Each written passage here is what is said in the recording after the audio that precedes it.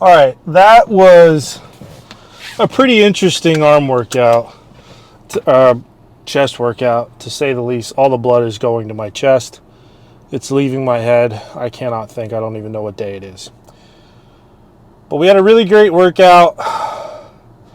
Even though we didn't hit 265 for truthfully 4, we pretty much hit it for 3.5. So I am going to circle back around to that weight. Next time I hit chest, going to prioritize calorie intake.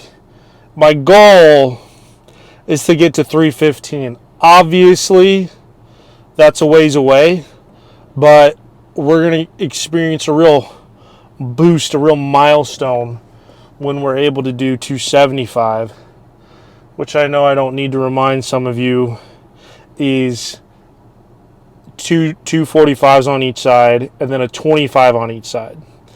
And that looks a hell of a lot harder and more tough. It is more of a milestone than 245s on each side and then 210s on each side. So we are close. I think either the end of this month or just the beginning of next month, that weight's going to be ours. But now I'm going to go get some food. Probably going to get some bad food. And then I'm going to go home, eat said food, sit my happy ass on the couch, watch some TV, play around on my phone. Pretty good night, if you ask me, with this chest pump that seems to not want to go away, but no complaints here. I think that, people get a little too rigid. They get a little too uniform with, I'm working out this muscle, I need to do this many movements. What is going on with my camera? I think that, honest to God, you could pretty effectively work out any muscle by just doing one movement. If you did it hard enough and effective enough, with enough intensity, meaning enough weight and a controlled range of motion. The only exception to that, I would say, is legs. Because, whereas legs, you could just hit quads and grow your quads with just leg extensions, and then that's quad day. It's not really leg day. In order to do legs, you have to do, movements for the calf, the quad, the hamstring. What I'm getting at is the fact that I just did incline bench press and flies.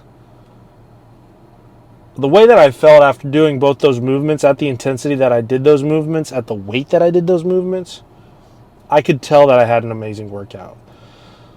So whereas I probably didn't really need to do a third movement, I did it anyways. But I can tell you we may not be integrating dumbbell bench, flat bench into the... We'll have to see. We might have to go lighter. I just did 75s, which was nothing crazy. But doing flat bench, dumbbells, trying to go heavy, I could just tell that doing anything heavier than 75 was just going to wreck my elbows, unfortunately. And at that point, my chest is already so pumped. I'm not really sure how much more of a benefit I'm going to get from doing a movement like that. We actually just might just stick with the machine chest press at the end of the chest day. We'll see. I mean, I am making a lot of progress as far as my chest size and strength goes. So to some degree, if it ain't broke, don't fix it. But, don't be afraid to try new things. Test your body out. What I mean by that is one new thing, small incrementally. Don't all of a sudden be like, I'm going to change up my chest routine entirely. That might not be as beneficial as you think. Because there is something to be said about maintaining consistency and maintaining routine as far as, growing and seeing your progress. If you're constantly changing things up, every other week or every week, it's going to be more difficult for your body to adjust as it needs to and heal as it needs to for all these different various types of movements. You kind of do want the body to get used to a rhythm, if you will. So But like I said, it's not bad to change up small things here and there. Like if you want to do one different movement in your split, I wouldn't necessarily recommend changing up your workout entirely. So, main thing at the end of the day, no matter what you're working out, no matter how many movements you're doing, is intensity. And intensity is, again, going heavy for approximately 2 sets of 6, warming up efficiently to that heavy set. Really no working sets leading up to that. 2 successful heavy sets, and then a heavy cool down.